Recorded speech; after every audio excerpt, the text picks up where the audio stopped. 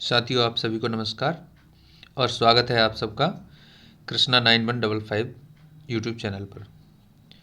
तो साथियों, इस वीडियो के माध्यम से आज हम सामान्य विज्ञान के कुछ महत्वपूर्ण प्रश्नों का अभ्यास करने जा रहे हैं, जो कि उत्तर प्रदेश लेखपाल भर्ती परीक्षा 2021 के लिए तो महत्वपूर्ण है ही, साथ ही साथ ये संघ लोक सेवा आयोग, उत्तर प्रदेश लोक सेवा आयोग, Uttar Pradesh SI, UP triple SC के जो एग्ज़ाम होते हैं, जैसे लेखपाल है, वीडियो है और लोअर पीसीएस है, इस प्रकार के परीक्षाएं, अन्य परीक्षाएं जैसे जूनियर सहायक होती हैं, कनिष्ठ सहायक और वरिष्ठ सहायक के लिए, लिपिक के पदों के लिए, आशु लिपिक के पदों के लिए, SSC CGL, SSC CHSL, TET exams होते हैं जो सभी प्रदेश जो हैं उनके, और सेंट्रल टेट उसकी जो साइंस होती है उसके लिए, तथा साथ ही साथ नवोदय विद्यालय संगठन जो एग्ज़ाम कराता है, केंद्रीय विद्यालय संगठन एग्ज़ाम कराता है, इन सब में ये काफ़ी उपयोगी है। तो मैं आपसे ये कहना चाहूँगा कि वीडियो को अंत तक और पूरा देखें और चैनल को सब्सक्राइब कर लें यदि आपने नहीं किया है तो चलिए शुरू करते हैं। सबसे पहला प्रश्न है यहाँ पर, न्यूट्रॉन की खोज किसने की थी? ठीक है, तो आपका प्रश्न है कि न्यूट्रॉन की खोज किसने की थी। ठीक है, न्यूट्रॉन की खोज, यहाँ इसका उत्तर है चैडविक ए। न्यूट्रॉन की खोज चैडविक ने की थी। तो हम इस संबंध में बात करेंगे। देखिए, सबसे पहले मैं बताना चाहता हूँ, इसके लिए एक छोटी सी ट्रिक होती है। इसको जैसे आपने इलेक्ट्रॉन, प्रोटॉन और न्यूट्रॉन तीनों ही आपको, अगर आपको जानकारी में रखने हैं तो आप ऐसे करके ईंट पर नाच, इस तरह से एक फॉर्मूला है, मान के चलिए। ई का मतलब हो जाएगा इलेक्ट्रॉन, ठीक है, और टी मतलब थॉमसन, ठीक है, यहाँ ठीक है, और पी मतलब यहाँ प्रोटॉन, और र मतलब रदरफोर्ड, ठीक है। यहाँ नौ मतलब न्यूट्रॉन और चौ मतलब चैडविक, ठीक है। ये इस तरह से आप याद कर लेंगे। बाकी हम बात करते हैं आगे कि ईंट पर नाचे जो फॉर्मूला आप याद रखेंगे, और न्यूट्रॉन की खोज चैडविक ने यहाँ पर हाल में की थी, तो इसका ए उत्तर सही हो जाएगा, ठीक है। 1932 में चैडविक ने इसकी खोज की थी, ठीक है। अगला हम प्रश्न देखते हैं, प्रश्न नंबर 2। देखिए, आपका प्रश्न है कि गैस इंजन की खोज किसने की थी? ठीक है, गैस इंजन की खोज किसने की थी? तो गैस इंजन की खोज चार्ल्स ने की थी। यहां पर हम कुछ बातें कर लेते हैं, जैसे अगर हम यहां पर ऑप्शंस दिए हैं तो उसकी बात करते हैं। डीजल की बात अगर हम कर रहे हैं यहां पे, तो देखिए डीजल ने क्या बनाया था। डीजल ने, रुडोल्फ डीजल जो थे, उन्होंने डीजल इंजन बनाया था, ठीक है, डीजल इंजन, ठीक है, ठीक। उसके बाद डेवी ने क्या किया था? सेफ्टी लैंप बनाया था, सेफ्टी लैंप। उसके बाद डेमलर ने कार्बोरेटर खोजा था, कार्बोरेटर, कार्बोरेटर, ठीक है। उसके बाद चार्ल्स ने गैस इंजन। तो इसका आंसर हो जाएगा डी इस सवाल का, ठीक है। चलिए अगला प्रश्न देखते हैं, प्रश्न नंबर 3। अब देखिए, पूछा गया है कि वायुमंडल की आपेक्षिक आर्द्रता मापी जाती है, ठीक है। ऑप्शन है हाइग्रोमीटर, हाइड्रोमीटर, पोटेंशियोमीटर, लेक्टोमीटर, ठीक है। तो देखिए, वायुमंडल की जो आपेक्षिक आर्द्रता है वो हाइग्रोमीटर से मापी जाती है, तो आंसर हो जाएगा इसका बी, ठीक है। अब देखिए, बी इसका आंसर है। हाइड्रोमीटर से आप क्या करते हैं? द्रवों के सापेक्षिक घनत्व को नापते हैं, ठीक है, द्रवों के सापेक्षिक घनत्व को, ठीक है। उसके बाद देखिए, उसके बाद जो है आपका ये पोटेंशियोमीटर से हम क्या करते हैं, पोटेंशियोमीटर से हम जो है इसकी बात करते हैं। हाँ, पोटेंशियोमीटर से विद्युत परिपथ के दो बिंदुओं के बीच का विभवांतर नापा जाता है। नहीं, ठीक है, विभवांतर नापते हैं कुल मिला के, विभवांतर, ठीक है, वोल्टेज जिसको कहते हैं, वोल्टेज डिफरेंस, वो नापा जाता है। ठीक है, उसके बाद अब देखिए लैक्टोमीटर से क्या होता है। लैक्टोमीटर का उपयोग दूध की शुद्धता के मापन में किया जाता है। ठीक है, दूध की शुद्धता के मापन में। ठीक, तो ये है, चारों चीज़ समझ में आ गई होंगी। अगला प्रश्न देखते हैं, चलिए। देखिए ये प्रश्न पूछा गया है, बहुत ही प्रैक्टिकल क्वेश्चन है।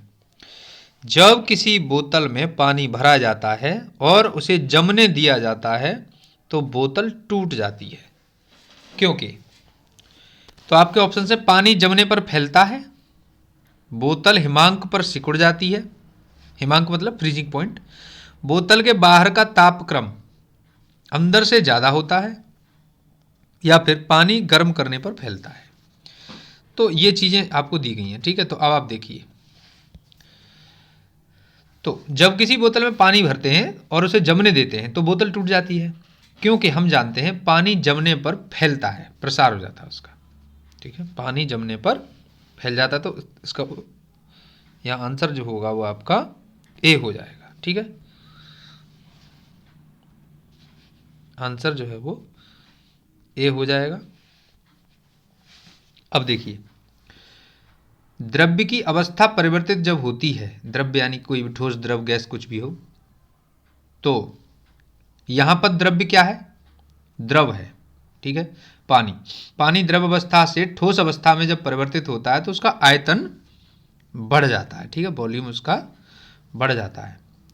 तो और बोतल का आयतन तो वैसा का वैसा ही रहने वाला है, पानी का जो बढ़ रहा है बर्फ में बनने बदलेगा था, लेकिन बोतल वैसी की वैसी ही रहने वाली है, उसका आयतन तो नहीं बदलेगा। तो जब ऐसा होता है तो बोतल टूट जाएगी।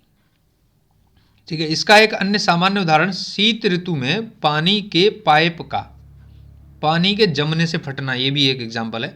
बाकी ये सवाल के रूप में भी आ जाता है, तो आप लोग इसे ध्यान रखेंगे। ठीक है, चलिए अगला प्रश्न देखते हैं, प्रश्न नंबर 5। देखिए पूछा गया है यहाँ पर कि निम्नलिखित में से कौन सा मूल तत्व है। ठीक है, मूल तत्व अपनी स्वयं की अवस्था में ही पाया जाता है, वो उसकी बात कर रहे हैं, मूल तत्व की। ठीक है, तो देखिए मूल तत्व यहाँ पर रेत, हीरा, संगमरमर, शक्कर। तो अब देखिए यहाँ पर संगमरमर, हीरा, शक्कर, ये तीनों जो हैं ये किसी न किसी तरह से प्रोसेस करके निकाले जाते हैं। ठीक है, प्रोसेस करके बनाए जाते हैं,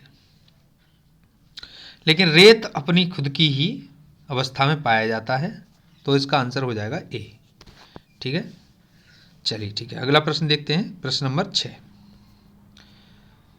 ठीक है, तो प्रश्न नंबर 6 क्या कह रहा है, जीव विज्ञान अध्ययन करता है। ठीक है, जीव विज्ञान अध्ययन करता है। जीव विज्ञान किसका अध्ययन करता है, तो देखिए जीव विज्ञान क्या है, केवल जीवित प्राणियों का, केवल जीवित वनस्पति का, जीवित व मृत जानवर दोनों का, या फिर जीवित व मृत वनस्पति दोनों का। ठीक है, तो यह मामला क्या है, जीव विज्ञान जो है वो सभी जीवित प्राणियों का अध्ययन करता है।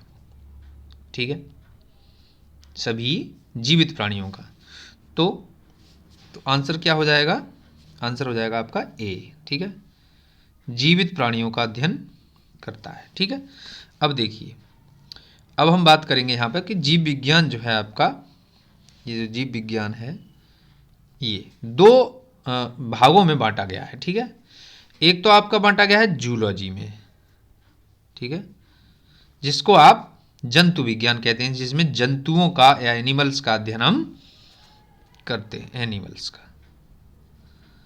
ठीक है, अब दूसरा क्या है, दूसरा जो है वो आपका है यहाँ पे वनस्पति विज्ञान। ठीक है, ये इसको आप बॉटनी कहते हैं। ठीक है, BOTA। ठीक है, बॉटनी, इसमें आप क्या करते हैं, वनस्पतियों का या प्लांट्स का अध्ययन आप करते हैं। ठीक है। तो जीव विज्ञान सभी जीवित प्राणियों का अध्ययन है, ये बात हमें समझनी होगी, ठीक है। बाकी ये तीनों चीजें कट जाएंगी। अब देखिए अगला प्रश्न देखते हैं, प्रश्न नंबर 7। देखिए प्रश्न नंबर 7 पूछा गया है यहाँ पे आपसे कि सूक्ष्म जीवाणु, जिसको कि बैक्टीरिया कहते हैं, इसको देखा जा सकता है, ठीक है। कैसे आप देख सकते हैं? तो आपके ऑप्शंस क्या हैं? देखिए ऑप्शंस हैं आपके यहाँ पे, खाली आंख द्वारा, कंपाउंड खुर्दबीन द्वारा, हैंड लेंस द्वारा या इलेक्ट्रॉन खुर्दबीन। देखिए अब यहाँ सूक्ष्मदर्शी की बात कर रहे हैं, जो ये जैसे खुर्दबीन मतलब सूक्ष्मदर्शी माइक्रो टेलीस्कोप जो होता है। तो इसको देखिए, एक वैज्ञानिक थे, डच वैज्ञानिक एंटोनिवॉन लीवनहॉक, ठीक है। उन्होंने अपने बनाए हुए सूक्ष्मदर्शी से दांत के खुरचन में जीवाणुओं को देखा था। उन्हें उन जीवाणुओं को सूक्ष्मजीव टाइनी एनिमल्स क्यूल्स कहा था, ठीक। इसी कारण लीवनहॉक को, हम बात कर रहे हैं लीवनहॉक की, ठीक है, लीवनहॉक की। तो लीवनहॉक को जो है जीवाणु विज्ञान का पिता भी कहा जाता है, ठीक है, फादर ऑफ, ठीक है, बैक्टीरियल साइंस। तो अच्छा अब बात करते हैं, इरेनबर्ग जो एक साइंटिस्ट थे, उन्होंने 1829 में सबसे पहले उन्हें जीवाणु नाम दिया था, ठीक है। और तो इस प्रश्न के लिए जो उत्तर हो जाएगा वो हो जाएगा आपका बी, कंपाउंड खुर्दबीन द्वारा, ये आंसर हो जाएगा, ठीक। कंपाउंड माइक्रोस्कोप से उसको देखा जाता है, ठीक है। चलिए अगला प्रश्न देखते हैं, प्रश्न नंबर 8।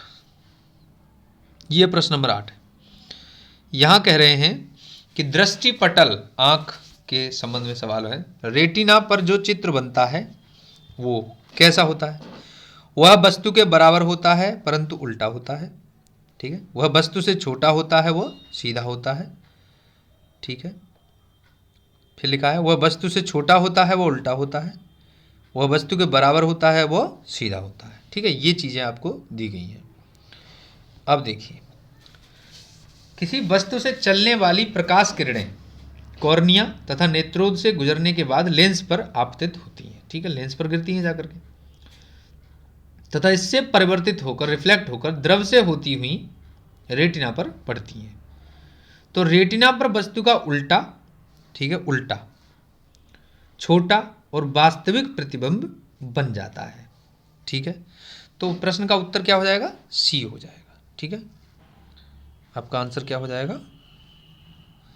सी हो जाएगा। वस्तु से छोटा होता है वह उल्टा होता है, ठीक है। चलिए अगला प्रश्न देखते हैं, प्रश्न नंबर 9। देखिए जीवाणु के संबंध में फिर से प्रश्न पूछा गया है। सूक्ष्म जीवाणु यानी बैक्टीरिया के बारे में कौन सा कथन सत्य है? ठीक है, पूछा गया ये जीवित व मृत की सीमा रेखा पर होते हैं। अच्छा, मतलब जीवित भी मृत भी हैं। ये वनस्पति व जानवर की सीमा रेखा पर होते हैं, ठीक है। ये फूल देने वाली व फूल न देने वाली वनस्पति की सीमा रेखा पर होते हैं या कोई नहीं। तो देखिए यहां पर सूक्ष्म जीवाणु के बारे में कोई भी कथन सत्य नहीं है, ठीक है। तो आंसर उसका हो जाएगा डी, ये आंसर हो जाएगा आपका, ठीक है। क्यों हो जाएगा? देखिए विषाणु जीवित व मृतक की सीमा रेखा पर होते हैं, यानी कि जो पहला ऑप्शन है वो विषाणु के लिए तो ठीक है, बैक्टीरिया सॉरी उसके लिए, वायरस के लिए, ठीक है। ये वायरस के संबंध में बात सही लिखी हुई है, तो आप यहाँ मेंशन कर देंगे वायरस, ये वायरस के लिए सही है। अच्छा, बैक्टीरिया के लिए सही नहीं है। अच्छा, वनस्पति व जानवर की सीमा रेखा पर युगलीना होते हैं। क्या होते हैं? युगलीना, ठीक है, युगलीना। अच्छा, इसके बाद क्या है? अनावृत बीजी पौधे फूल देने वाली और फूल न देने वाली सीमा रेखा पर होते हैं। तो ये हो जाएगा आपका अनावृत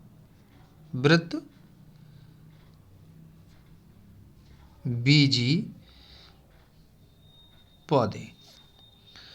तो तीनों ही बातें ये अलग अलग किसी किसी, जैसे पहली वाली वायरस के लिए है, दूसरी वाली युगलीना के लिए है और तीसरी वाली बात जो है वो अनावृत बीजी पौधों के लिए।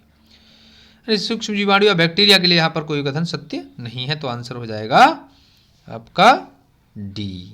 ठीक है, ये आंसर हो जाएगा। ठीक है, अगले प्रश्न पर चलते हैं। प्रश्न नंबर 10 कहा गया है मनुष्य आर्द्रता व गर्मी से परेशानी का अनुभव करता है, इसका क्या कारण है। ठीक है, कारण पूछ रहे हैं, अधिक पसीना आना, ये कम पसीना आना, पसीना आर्द्रता के कारण वाष्पित नहीं होता, या फिर आर्द्रता के कारण पसीना नहीं आता। ठीक है, ये चीजें आपको दी गई हैं। अब देखिए, तो यहां पर हम देख रहे हैं आर्द्रता और गर्मी से जब परेशानी होती है तो मामला यह है कि पसीना जो है वो आर्द्रता के कारण वाष्पित नहीं होता है, इसलिए हमें ज़्यादा परेशानी फील होती है, तो आंसर हो जाएगा सी।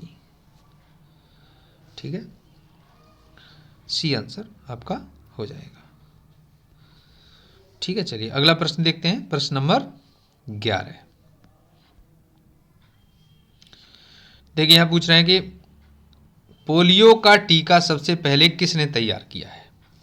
ठीक है, तो पोलियो का जो टीका है, हमें ऑप्शंस दिए गए, Paul Ehrlich, John Salk, Louis Pasteur, Joseph Lister. ठीक है, ये सब चीज़ें दी गई हैं आपको। तो अब देखिए, तो जो पोलियो का टीका है वो सबसे पहले जॉन सॉल्क ने तैयार किया था। ठीक है, तो आंसर तो यहां हो जाएगा बी। ठीक है, अब जो आपके एल्बर्ट सेविन साइंटिस्ट थे, उन्होंने 1957 में मुंह से लेने वाली पोलियो वैक्सीन की खोज की थी। ठीक है, और जो लुई पास्चर हैं, इन्होंने क्या किया था, रेबीज खोजा था, रेबीज का टीका। ठीक है, रेबीज जो कुत्तों की बीमारी होती है उसका, कुत्ते के काटने से रेबीज हो जाता है। अच्छा, इसके बाद जो पॉल एहरलिच जो हैं वो उन्होंने क्या किया था, 1885 में सीरोलॉजी की खोज की थी। ठीक है, सीरोलॉजी,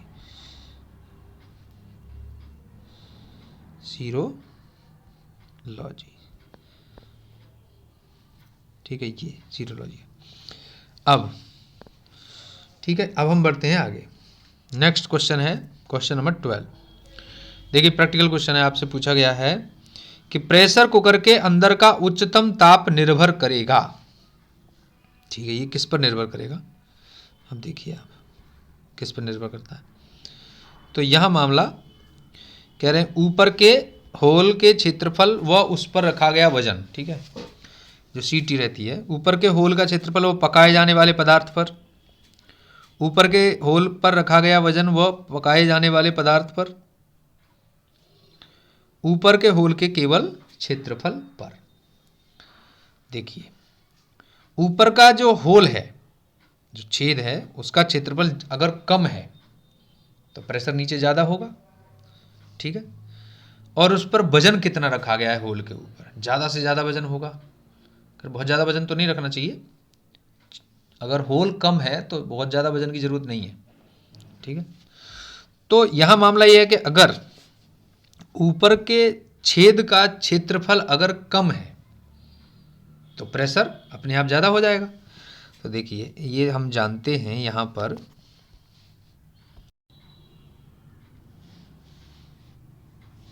हाँ, तो हम जानते हैं यहाँ पर कि जो आपका प्रेशर है वो, ठीक है, क्या होता है, फोर्स अपॉन एरिया, ये फॉर्मूला होता है। यानी एरिया जो है वो प्रेशर के क्या है, इनवर्सली प्रोपोर्शनल है। ठीक है, यानी एरिया ज़्यादा होगा तो प्रेशर कम होगा। तो यहाँ कुकर का संबंध है, कुकर के ऊपर जो छेद है वो अगर कम है तो प्रेशर अंदर ज़्यादा हो जाएगा। ठीक है, ये हम समझते हैं। अब इसके बाद तो सिंपल सी बात है, प्रेशर जो है वो ज़्यादा है। अब देखिए, प्रेशर और टेम्परेचर में प्रोपोर्शनैलिटी का होता है संबंध, तो प्रेशर ज़्यादा होगा तो टेम्परेचर भी ज़्यादा होगा। तो यहाँ जो प्रश्न पूछा गया है उसकी हम बात अब करते हैं। ठीक है, तो यहाँ पर प्रश्न क्या है, ऊपर के छेद का क्षेत्रफल व उस पर रखा गया वजन, ये जो आंसर है इसे सेटिस्फाई कर देता है पहले वाले को। ठीक है, ये सही हो जाएगा। अच्छा चलिए, ठीक है, नेक्स्ट आगे देखते हैं, बाकी तीनों बातें गलत है। अगला क्वेश्चन है क्वेश्चन नंबर 13। ठीक है, देखिए विटामिन सी, ये पूछा गया है कि विटामिन सी का सबसे उत्तम स्रोत क्या है। अब देखिए, सबसे अच्छा स्रोत है आंवला, ये हम जानते हैं। आंवला में सबसे अच्छा यहाँ पर जो विटामिन है वो मिलता है। हालांकि दूध और आम और सेब से भी मिलेगा, लेकिन सी, आंवला जो है वो सबसे ज़्यादा हमें विटामिन देगा, सी। ठीक है, तो चलिए देखते हैं। देखिए, तो विटामिन सी का एक अन्य नाम भी होता है, जिसको क्या आप विटामिन सी के अन्य नाम को क्या कहते हैं? एस्कॉर्बिक एसिड कहते हैं। ठीक है, एस्कॉर्बिक एसिड भी कहते हैं। ठीक है, एसिड।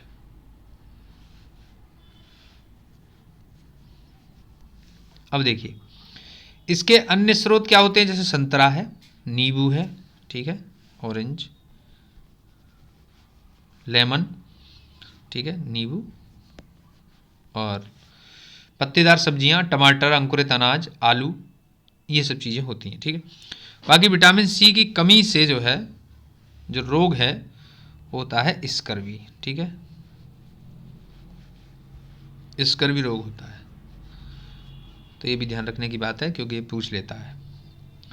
ठीक है, अगला प्रश्न देखते हैं, प्रश्न नंबर 14। देखिए, पूछा गया है कि हृदय की धड़कन, हार्ट बीट नियंत्रित करने के लिए निम्न में से कौन सा खनिज आवश्यक है। अब देखिए, तो हृदय की धड़कन नियंत्रित करने के लिए सबसे अच्छी जो मिनरल या जो मतलब यहाँ जो बात कर रहे हैं, खनिज की बात करें, तो वो है पोटेशियम। ठीक है, सी सही हो जाएगा।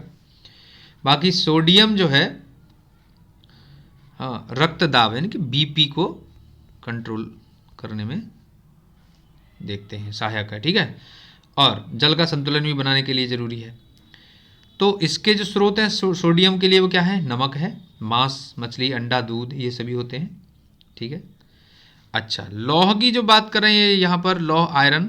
ठीक है, तो ये क्या है? ये इससे क्या होता है? रक्त का हीमोग्लोबिन बनता है। ठीक है, Hb, हीमोग्लोबिन की बात है।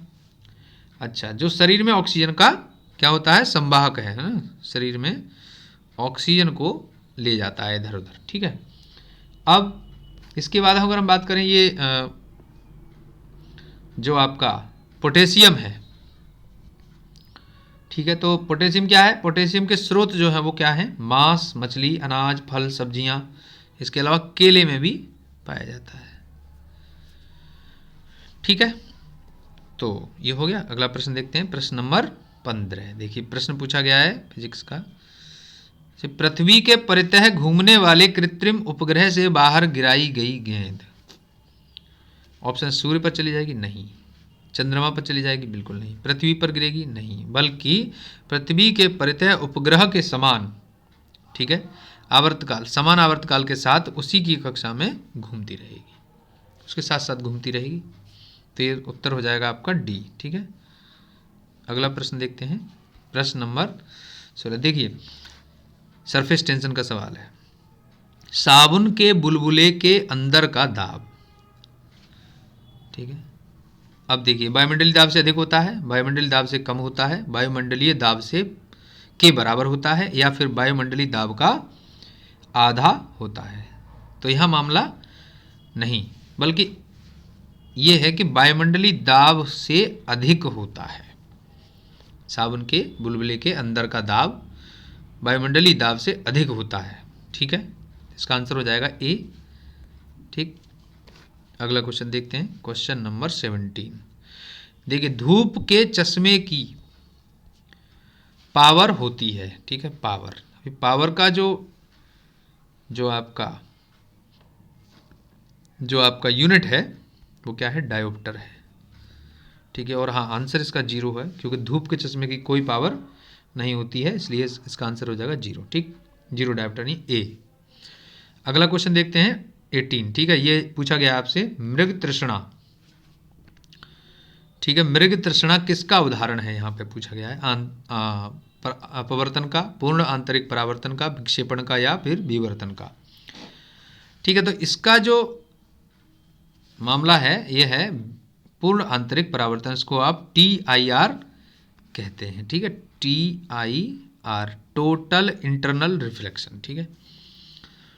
तो रेगिस्तान में जब वायु गर्म होकर ऊपर उठती है, ठीक है, तो उसके नीचे, जिससे क्या होता है कि नीचे वायु विरल और ऊपर सघन माध्यम का निर्माण कर देती है।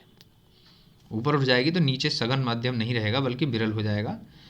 और किसी पेड़ से चलने वाली किरणें जब सघन माध्यम से विरल माध्यम में जाती हैं तो उनका पूर्ण आंतरिक परावर्तन हो जाता है और किरणें प्रतिबिंबित चोटी से आती हुई प्रतीत होती हैं। इसलिए थल के स्थान पर जल का भ्रम होता है, इसे हम मृगमरीचिका कहते हैं, ठीक है। तो ये भी ध्यान रखने की बात है। अगला क्वेश्चन देखते हैं। क्वेश्चन है यहां पर, खतरे के संकेत, डेंजर के निशान के लिए लाल प्रकाश का प्रयोग करते हैं क्योंकि। अब देखिए, कह रहे हैं इसका प्रकीर्णन सबसे कम होता है, यह आंखों के लिए आरामदायक है, इसका सबसे कम रासायनिक प्रभाव होता है, या फिर हवा द्वारा इसका अवशोषण सबसे कम होता है, ये कहा गया है। तो देखिए यहां पर क्या है, लाल रंग का जो तरंग दैर्ध्य है लैम्डा सबसे अधिक होता है, ठीक है, लाल रंग का वेवलेंथ सबसे ज़्यादा होता है। इससे क्या होता है, उसका प्रकाश प्रकीर्णन सबसे कम होता है, ठीक है। तो आंसर क्या हो जाएगा, प्रकीर्णन सबसे कम होता है, ठीक है। अब देखिए, कम विस्तार के कारण उसकी प्रगाढ़ता जो है वो बनी रहती है, ठीक है, ये है मामला। अब देखिए, ठीक है, तो हम यहाँ पर थोड़ा सा समझ लेते हैं। देखिए, प्रकीर्णन जो आपका है, प्रकीर्णन, ठीक है, इसको हम अल्फा से डिनोट करते हैं, इक्वल टू 1/तरंग दैर्ध्य, ठीक है, तरंग, ठीक है, ये फॉर्मूला होता है, ठीक है। तो अल्फा इज इक्वल टू 1/लैम्डा। अब यहाँ समझने की बात है, अगर लैम्डा ज़्यादा होगा तो अल्फा अपने आप कम हो जाएगा, है ना। तो वही बात है, लैम्डा चूंकि लाल का सबसे ज़्यादा होता है तो अल्फा अपने आप उसका कम हो जाएगा, अल्फा यानी कि प्रकीर्णन, ठीक है। तो यहाँ पर इस प्रश्न के लिए जो उत्तर होगा वो हो जाएगा ए, इसका प्रकीर्णन सबसे कम होता है, ठीक है। चलिए अगला क्वेश्चन देखते हैं, क्वेश्चन नंबर 20। यहाँ पर देखिए प्रश्न पूछा गया है यहाँ पर कि, हाँ, प्रश्न पूछा गया साइनोकोबालामिन है, साइनोकोबालामिन ही क्या है, ठीक है। तो साइनोकोबालामिन ये विटामिन है एक, उसका रासायनिक नाम है, ठीक है। तो विटामिन क्या है यहाँ पे, ये विटामिन B12 का रासायनिक नाम है, ठीक है, विटामिन B12, आंसर हो जाएगा डी, ठीक है। इसके अलावा अगर हम बात करें तो विटामिन सी की जो बात करें तो इसका नाम मैंने अभी भी बताया था, एस्कॉर्बिक एसिड होता है, ठीक है, एस्कॉर्बिक एसिड, ठीक है। विटामिन B2 का जो रासायनिक नाम है वो है रिबोफ्लेविन, ठीक है, रिबोफ्लेविन,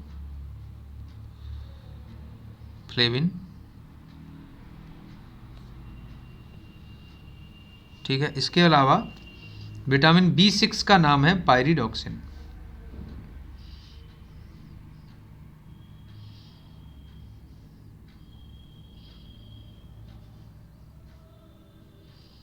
ठीक है, पायरिडॉक्सिन ये है। इसके अलावा अगर हम बात करें तो विटामिन ए का जो नाम है वो है रेटिनॉल, ठीक है, रेटिनॉल, ठीक है। इसके अलावा विटामिन B1 को हम कहते हैं थायमिन, ठीक है, थायमिन। इसके अलावा विटामिन डी को कैल्सीफेरॉल कहा जाता है, ठीक है, विटामिन डी को कैल्सीफेरॉल, ठीक है, कैल्सीफेरॉल। इसके अलावा विटामिन ई को टोकोफेरॉल कहते हैं, विटामिन ई को क्या कहते हैं, टोकोफेरॉल। ठीक है। फिर इसके बाद विटामिन के को हम कहते हैं फिलोक्विनोन। विटामिन के को हम क्या कहते हैं, फिलोक्विनोन। ठीक है, ये कहते हैं। ठीक है, चलिए, तो ये हो गया। हाँ, तो इस प्रश्न के लिए जो इसका उत्तर हो जाएगा वो हो जाएगा डी, विटामिन B12 साइनोकोबालामिन को कहते हैं। ठीक है, चलिए प्रश्न नंबर 21 पर चलते हैं। हाँ जी, प्रश्न नंबर 21 कहा गया है tetra ethyl lead. Tetra ethyl lead petrol में मिलाया जाता है, किस लिए मिलाते हैं? देखिए, इसे जमने से बचाने के लिए, इसका स्फुलिंग पॉइंट बढ़ाने के लिए, इसकी एंटी नॉकिंग रेटिंग को बढ़ाने के लिए, या फिर इसका क्वथनांक बढ़ाने के लिए। तो देखिए यहां पर इसका हम TEL टेट्रल इथाइल लेड जो है वो पेट्रोल में इसलिए मिलाते हैं ताकि वो एंटी नॉकिंग जो उसकी प्रॉपर्टी है वो बढ़ा दे।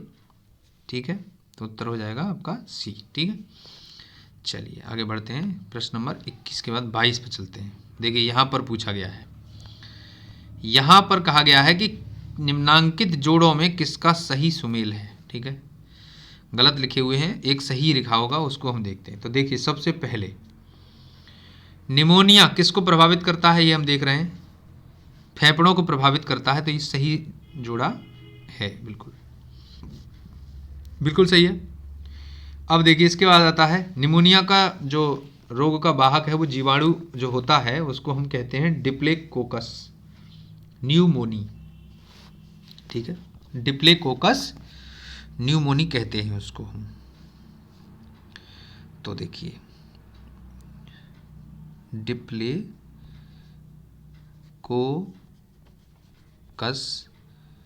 न्यूमोनी, इसीलिए तो निमोनिया नाम रखा गया है। ठीक है, ये है डिप्लेकोकस न्यूमोनी। तो ये हो गया निमोनिया के संबंध में फेफड़े, इसका उत्तर हो जाएगा ये। इसके अलावा हम देखें तो जो मोतियाबिंद है वो आंख से संबंधित बीमारी है, तो ये थायराइड ग्रंथि का मामला यहाँ नहीं होगा। ठीक है, ये गलत हो जाएगा। अच्छा, इसके बाद हम बात करें पीलिया। ये पीलिया जो है वो आंख की नहीं बल्कि किसकी, यकृत की बीमारी है। ठीक है, और विषाणु जनित बीमारी है, इसको जॉइंटिस कहा जाता है।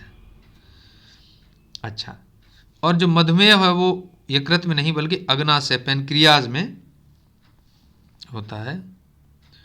ठीक है, अग्नाशय।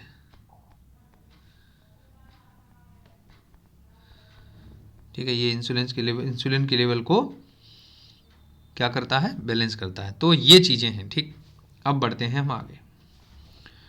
ठीक है, प्रश्न नंबर 23 की तरफ। 23वां प्रश्न है, यहाँ कहा गया है कि कौन सा कथन सत्य है। ठीक है, तो DDT एक रोगाणुनाशक है, TNT एक कीटनाशक है, RDX एक विस्फोटक है और LSD एक विषाणुनाशक है, ये पूछा गया है आपसे।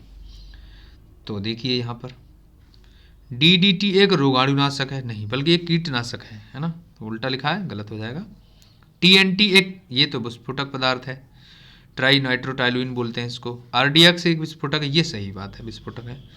LSD क्या है, तो जो आपका LSD है, तो जो LSD है वो है लिसर्जिक एसिड डाई एथिलेमाइड। ये क्या है, ये जो है ये हाफ प्रोसेस्ड औषधि ड्रग है जो कि मनोवैज्ञानिक प्रभाव देती है, और इसको खाने से जो है मनुष्य क्या है, अपना संतुलन खो देता है। तो ठीक है, तो ये ड्रग है, नशा है, एक प्रकार का नशा। ठीक है, तो ये बातें गलत लिखी हुई हैं। ठीक है, RDX की जहाँ तक बात है तो RDX क्या है, RDX research and developed explosive है। ठीक है, और DDT मैंने आपको बताया अभी कि क्या है, कीटाणुनाशक या कीटनाशक है। ठीक है, चलिए तो आगे बढ़ते हैं, अगला प्रश्न देखते हैं। प्रश्न नंबर 24, यहाँ पूछा गया है कि हरे फलों को, ठीक है, या कच्चे फलों को कृत्रिम ढंग से पकाने हेतु प्रयुक्त गैस क्या है। तो देखिए एसिटिलीन, एथेन, हाइड्रोजन या फिर कार्बन डाइऑक्साइड। तो हरे फलों को जब कृत्रिम ढंग से पकाते हैं तो उसमें हम एथिलीन का प्रयोग करते हैं, एसिटिलीन। ठीक है, तो उत्तर हो जाएगा ए एसिटिलीन। ठीक है, यह क्या है? वृद्धि रोधक पादप हार्मोन है। ठीक है, तो अगला प्रश्न देखते हैं, प्रश्न नंबर 25। देखिए पूछा गया है, निम्नांकित में से कौन सा रक्त के हीमोग्लोबिन के साथ अनुत्क्रमणीय संश्लिष्ट बनाता है? ठीक है, इरिवर्सिबल जो संश्लिष्ट है उसकी बात कर रहे हैं, तो क्या होगा? देखिए अब यहाँ पर क्या होगा, तो जो अनुत्क्रमणीय संश्लिष्ट की बात कर रहे हैं, तो कार्बन मोनोऑक्साइड जो है वो हीमोग्लोबिन के साथ संश्लिष्ट अनुत्क्रमणीय बना देता है। ठीक है, कार्बन मोनोऑक्साइड CO इसको कहते हैं। ठीक है, अब देखिए शरीर में इसकी मात्रा एक सीमा से अधिक होने के कारण शरीर पर इसका घातक प्रभाव पड़ता है, क्योंकि ये एक जहरीला पदार्थ होता है। ठीक है, तो इसका उत्तर हो जाएगा C। ठीक, चलिए अगला क्वेश्चन देखते हैं, क्वेश्चन नंबर 26। यहाँ पूछा गया है, दूध इनमें से किसका उदाहरण है? दूध किसका उदाहरण है? तो देखिए सिलिस का उदाहरण है, पायस का उदाहरण है, या निलंबन का उदाहरण है, या फेन का। तो देखिए दूध जो है एक पायस का उदाहरण है। ठीक है, आंसर हो जाएगा बी। वे पदार्थ जो विलयन के संपर्क में आने पर तुरंत ही कोलाइडी विलयन बनाते हैं। ठीक है, वे पदार्थ जो तुरंत ही विलयन के संपर्क में आकर के तुरंत कोलाइडी विलयन बना देते हैं, उसे द्रव स्नेही कोलाइड या पायस कहते हैं। ठीक है, द्रव स्नेही कोलाइड, द्रव स्नेही कोलाइड। ठीक है, या पायस इसको कहते हैं। ठीक है, ये विलयन स्थायी होते हैं, स्थायी विलयन। ठीक है, और विद्युत अपघट्य का विलयन मिलाने पर सुगमता से अवक्षेपित नहीं होते। ठीक है, चलिए तो अगला प्रश्न देखते हैं, प्रश्न नंबर 27। यहां देखिए अग्नाशय यानी कि पेनक्रियाज को पाचक रस के उत्पादन के लिए उत्तेजित करने वाला हार्मोन निम्न में से कौन सा है? अब देखिए अग्नाशय जो है वो आपका पेनक्रियाज, हाँ वो इंसुलिन सीक्रेट करता है। तो ठीक है, तो यहाँ पर ऑप्शन है पेप्सिन, ट्रिप्सिन, रेनिन, या फिर इनमें से कोई भी नहीं। तो देखिए इसके लिए जो हार्मोन होता है, हार्मोन उसको कहते हैं सिक्रेटिन। यहाँ दिया नहीं तो आंसर हो जाएगा डी। ठीक है, सिक्रेटिन बोलते हैं, सिक्रेटिन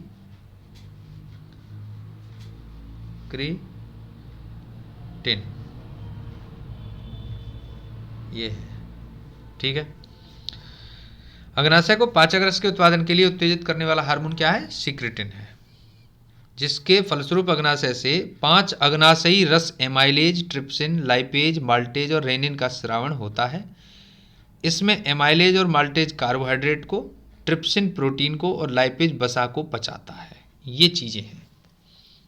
ठीक है, चलिए अगला प्रश्न देखते हैं, प्रश्न नंबर 28। यहां कहा गया खाद्य पदार्थों के परिरक्षण हेतु, प्रिजर्वेशन ऑफ फूड आइटम्स, निम्न में से कौन सा प्रयुक्त होता है? देखिए ये कौन सा है? Sodium carbonate, acetylene, benzoic acid, या फिर सोडियम क्लोराइड। सोडियम क्लोराइड तो नमक होता है, तो डालते ही नहीं है। सोडियम कार्बोनेट ये नहीं डालते हैं, एसिटिलीन भी नहीं डालते, बेंजोइक एसिड ही डाला जाता है ज़्यादातर।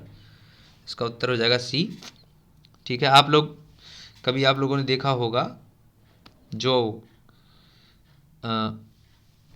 कोई भी जैसे डाबर का कोई प्रोडक्ट आप मान लीजिए, डाबर का, वैद्यनाथ का, या फिर किसी भी उसका कोई, जैसे मान लीजिए 10 मूला रिस्ट है, तो 10 मूला रिस्ट पे आप जब वो देखेंगे जो घटक होते हैं उसमें नीचे लिखा रहता है प्रिजर्वेटिव के रूप में बेंजोइक एसिड डाला गया है। तो खाद्य पदार्थों के परिरक्षण हेतु, ये मैंने आपको एक एग्जाम्पल बताया, लगभग आप सभी आइटम्स में जो प्रोसेस्ड आइटम होते हैं उन सब में ऐसा रहता है। आप देख सकते, किसी पर भी देख सकते हैं, ऐसा कुछ ज़रूरी नहीं है कि आप उसी को देखें। तो परिरक्षण हेतु बेंजोइक एसिड का प्रयोग करते हैं। इसके प्राकृतिक स्रोत जो है वो हैं घास, पत्ते, मूत्र। बेंजोइल क्लोराइड से औद्योगिक निर्माण विधि द्वारा हम क्या करते हैं, बेंजोइक एसिड प्राप्त करते हैं और इसका प्रयोग दवा के संरक्षण हेतु भी किया जाता है। ठीक है, तो ये मैंने आपको बताया। ठीक, अगला क्वेश्चन देखते हैं, प्रश्न नंबर 29। यहाँ कहा गया है द्रव क्रिस्टल, ठीक है, द्रव लिक्विड क्रिस्टल प्रयुक्त होते हैं। कहाँ प्रयुक्त होते हैं लिक्विड क्रिस्टल? देखिए, कलाई घड़ियों में हाँ होते हैं, प्रदर्शन युक्तियों में बिल्कुल, पॉकेट कैलकुलेटर में भी यूज होता है, तो सब में यूज होता है, तो ये इसका आंसर हो जाएगा डी। ठीक है, चलिए फैक्चुअल क्वेश्चन था। 30वां प्रश्न देखते हैं, सूर्य की ऊर्जा उत्पन्न होती है। सूर्य की ऊर्जा कैसे उत्पन्न होती है? आयरन के द्वारा, नाभिकीय संलयन द्वारा, नाभिकीय विखंडन द्वारा या फिर ऑक्सीकरण द्वारा। तो देखिए, नाभिकीय संलयन होता है सूर्य के अंदर, तो ऊर्जा उत्पन्न होती है। ठीक है, सूर्य की ऊर्जा नाभिकीय संलयन द्वारा उत्पन्न होती है। सूर्य तप्त गैस का गोला है। सूर्य कैसा है? देखिए, सूर्य क्या है? तप्त गैस का गोला है। अच्छा, अब इसका निर्माण 74%, ठीक है, 74% कैसे हुआ है? हाइड्रोजन से, ठीक है, और 25% इसमें हीलियम है, हीलियम, ठीक है, He, और 1% अन्य तत्वों के संयोग से बना है। ठीक है, अन्य तत्व। तो हाइड्रोजन के समस्थानिक ड्यूटेरियम, ठीक है, हाइड्रोजन के समस्थानिक जो है ड्यूटेरियम, जिसको 1H2 कहा जाता है, ठीक है, आपस में मिलकर हीलियम का निर्माण करते हैं। किसको बनाते हैं? 2He4 को बनाते हैं। ठीक है, और ये प्रक्रिया लगातार चलती रहती है। इस प्रक्रिया में ऊर्जा का उत्सर्जन होता रहता है। ठीक है, तो चलिए देखते हैं, इसको समझ लेते हैं। देखिए क्या होता है, 1H2 प्लस 1H2 इस तरह से बनता है 2He4 प्लस एनर्जी। ठीक है, ये जो है आपका होता है, सूर्य में रिएक्शन होता है, तो जा कर के ये ऊर्जा जो है उत्पन्न होती है। तो यहाँ पर जो आंसर हो जाएगा वो नाभिकीय संलयन, यानी कि नाभिकीय संलयन आंसर हो जाएगा बी। ठीक है, चलिए अगला प्रश्न देखते हैं, क्वेश्चन नंबर 31। देखिए, पूछा गया है कि रेफ्रिजरेटर में थर्मोस्टेट का कार्य क्या है। ठीक है, रेफ्रिजरेटर में थर्मोस्टेट का क्या कार्य, क्या पूछा गया है? तापमान को कम करना, हिमायन ताप को बढ़ाना, या फिर एक समान ताप को बनाए रखना, या फिर गलांक को घटाना। ठीक है, तो थर्मोस्टेट का जो काम है वो है एक समान ताप को बनाए रखना, ये इसलिए प्रयोग किया जाता है। ठीक है, तो आंसर हो जाएगा सी। चलिए अगला प्रश्न देखते हैं, प्रश्न नंबर 15। देखिए ये है, मरुस्थलीय पौधों की जड़ें लंबी होती हैं क्योंकि भूमि का उच्च तापमान जड़ों को लंबा होने हेतु प्रोत्साहित करता है। जड़ें पानी की तलाश में लंबी हो जाती हैं, भूमि में पानी नहीं होता, अतः यह सख्त होकर जड़ों पर दबाव डालती हैं, जिससे वह लंबी हो जाती हैं। जड़ें सूर्य की गर्मी के विपरीत दिशा में बढ़ती हैं। अब देखिए, यह मामला क्या है कि मरुस्थलीय पौधों की जड़ें लंबी हो जाती हैं क्योंकि जड़ें पानी की तलाश में लंबी होती हैं। ठीक है, तो आंसर इसका बी हो जाएगा। ठीक है, अब देखिए, ऐसे पौधे ऐसे वातावरण में पाए जाते हैं जहां जल का अभाव होता है। ठीक है, अब जल के अभाव की बात कर रहे हैं। ठीक है, जल का अभाव होता है वहां पर ऐसा पाया जाता है। तो जल की खोज में जड़ें अंदर तक जाती हैं। कुछ पौधों की जड़ें तो 12 से 15 मीटर 12 से 15 मीटर गहराई तक जमीन में फैली रहती हैं। जड़ें सुविकसित एवं काष्ठीय होती हैं। जड़ों में मूल रोम तथा मूल गोप अत्यधिक विकसित होते हैं। ठीक है, तो प्रश्न का उत्तर क्या हो जाएगा यहाँ पे? उत्तर हो जाएगा बी, जड़ें पानी की तलाश में लंबी हो जाती हैं। ठीक है, चलिए अगला प्रश्न देखते हैं। प्रश्न नंबर 33 पूछा गया, मानव शरीर की सबसे छोटी ग्रंथि कौन सी है? मानव शरीर की सबसे छोटी ग्रंथि पूछी गई है। ठीक है, तो देखिए सबसे छोटी ग्रंथि है यहाँ पे पीयूष ग्रंथि को कहते हैं, पिट्यूटरी ग्रंथि को। तो ये डी उत्तर सही हो जाएगा। इसके बारे में थोड़ा बात करते हैं। मानव शरीर में सबसे छोटी ग्रंथि पीयूष ग्रंथि है और कपाल की स्फेनॉइड हड्डी में सेला टर्सिका नामक गड्ढ में उपस्थित रहती है। यह तालु एवं मस्तिष्क के अधर तल के मध्य स्थित रहती है एवं उसके एक इनफंडिकुलम नामक छोटे वृत्त से जुड़ी रहती है। इसका भार लगभग कितना 0.6 ग्राम होता है। ठीक है, पिट्यूटरी ग्लैंड का। और यकृत जो है वो मानव शरीर की सबसे बड़ी ग्रंथि है। ठीक है, इसका वजन जो है वो कितना होता है 1.5 से 2 किलो के आसपास होता है। ठीक है, चलिए तो अगला क्वेश्चन देखते हैं। क्वेश्चन नंबर 34 देखिए पूछा गया है, एंजाइम मूलतः क्या है? एंजाइम्स की बात कर रहे हैं। देखिए तो एंजाइम्स मूलतः क्या होते हैं? प्रोटीन होते हैं। तो उत्तर हो जाएगा सी। ठीक है, तो एंजाइम्स क्या है? मूलतः प्रोटीन है। अच्छा, अब देखिए,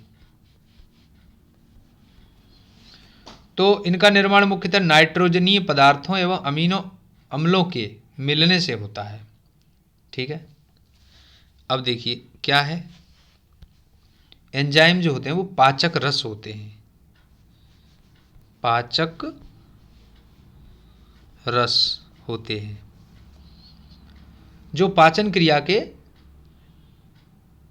जो प्रक्रिया है उसको सुगम बनाते हैं। ठीक है, कुछ एंजाइम जैसे अब हम इनकी बात करें तो जैसे टाइलिन,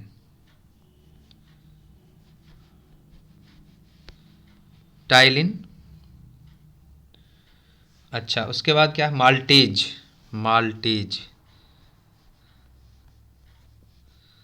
ठीक है, माल्टेज, HCl हाइड्रोक्लोरिक एसिड जो है। ठीक है, रेनिन, पेप्सिन, लाइपेज, एमाइलेज और पित्तरस जिसको बाइल कहा जाता है, ये सभी आपके क्या हैं? एंजाइम होते हैं। ठीक है, तो चलिए अगला क्वेश्चन देखते हैं। क्वेश्चन नंबर 35 क्वेश्चन नंबर पूछा गया है आपसे कि शरीर के किस भाग में पित्त का निर्माण होता है? पित्त जिसकी बात अभी हम कर रहे थे, बाइल का निर्माण कहाँ होता है? तो बाइल का निर्माण यकृत में, तिल्ली में, पित्ताशय की थैली या पेनक्रियाज। तो देखिए जो पित्त का निर्माण है वो यकृत में होता है। ठीक है, लीवर में इसको कहते हैं लीवर। ठीक है, लीवर में इसका निर्माण होता है और ये संचित जो है जा करके ये पित्ताशय में, यानी पित्ताशय की थैली इसमें संचित हो जाता है। ठीक है, संचित। तो अच्छा इसके बाद देखिए, तो ये जो बाइल है जिसकी बात हम कर रहे हैं, पित्त का निर्माण, ये बाइल जो है वो हरे रंग का क्षारीय द्रव है। हरे रंग का क्षारीय द्रव, बेसिक द्रव है। ठीक है, अब देखिए इसी बाइल का पीएच जो है वो पीएच, ठीक है, ये पीएच एक वैल्यू है, इसका मान जो है वो 7.7 होता है। ठीक है, अब देखिए पित्त में क्या क्या होता है। पित्त में आपका जल जो है वो कितना है 85% है। ठीक, अच्छा इसके बाद पित्त वर्णक जिसका कलर दे रहा है 12% है। ठीक है, पित्त लवण जो साल्ट है वो 0.7% है। इसके बाद कोलेस्ट्रॉल 0.28% और मध्यम वसा 0.3%, लेसीथिन 0.15% ये होता है। ठीक है, इसके अलावा एक और जानकारी है कि मनुष्य में 700 से लेकर के और 1000 ml तक ये रोज बनता है। ठीक है, डेली ये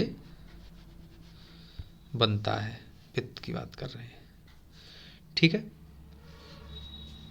तो दोस्तों ये थे सामान्य विज्ञान से संबंधित 35 प्रश्न। ठीक है, तो अगर आपको ये वीडियो हेल्पफुल लगा है, अच्छा लगा है, तो प्लीज़ इसे शेयर करें, लाइक करें, कमेंट करें और चैनल को सब्सक्राइब करें। Thanks for watching.